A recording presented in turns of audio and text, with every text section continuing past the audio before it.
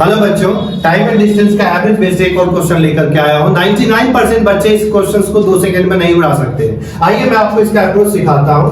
कह रहा है एक व्यक्ति पहले 3 घंटे में 30 किलोमीटर की यात्रा करता है और अगले 3 घंटे में 50 किलोमीटर की यात्रा करता है, जबकि अगले अंतिम 3 घंटे में 70 किलोमीटर की यात्रा करता है। बेटा आपको अच्छे से पता है यहाँ पर जो टाइमिंग है वो क्या है, तीनों कंडीशन में सेम है। तो जब भी ऐसा कंडीशन आ जाए कि टाइम सेम हो तो आपने कुछ नहीं करना है एवरेज स्पीड लाने के लिए।